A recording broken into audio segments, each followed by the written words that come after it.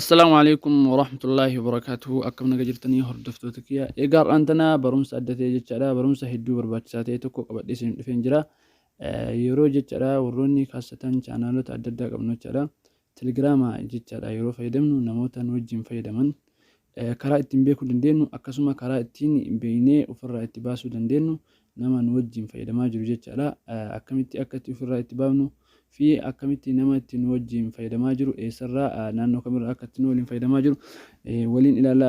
Kanaaf nafaan turaa obsan isiniin jira. Ani sulxidha chaanalii kee sulxuu app chaanala subscribe like share godhaa please na gargaara isiniin jira. Intro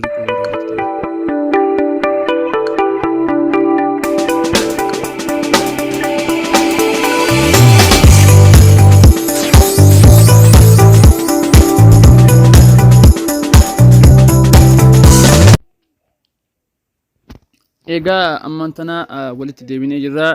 Ammaan tana jechaadha telegiraama keenna keessa yeroo tokko ni seentu telegiraama keessan keessa ni seentanii ergasii jechaadha. Ergaa telegiraama keessa seentanii kunoo bakka xiyyaan isin mul'isaa jiru san yeroo tokko ni cuqaastu.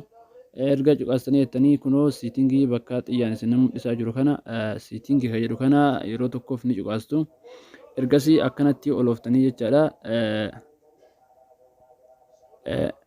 Device bakka jedhu kana bakka xiyyaan isin mul'isaa jiru kana yeroo tokkoof ni cuqaastu jechaadha. Achirra wayita cuqaastanii jettan bakka kanarratti jechaadha. Anammaaf Samsung Galaxy A22 kana isa kana fayyadamaa jira jechaadha.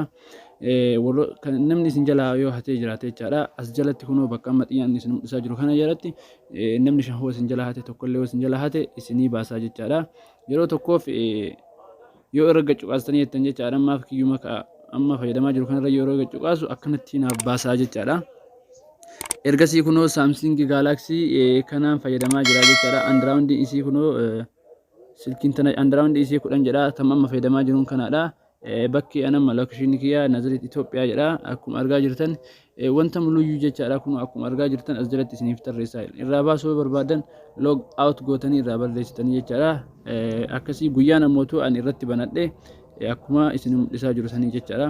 Eegasii hordoftoota kiyya yeroo tokkoof jechaadha yoo irraa baasuu barbaadan isumarra galchuuttanii yoo ta'ani karaa salphaan irraa isinii bahuu danda'a. Egaa barumsi kiyya kaadhaan tanaa kana fakkaata hordoftoota kiyya hanga barumsa itti aanu walitti deemutti nagaan tura isiniin jedha.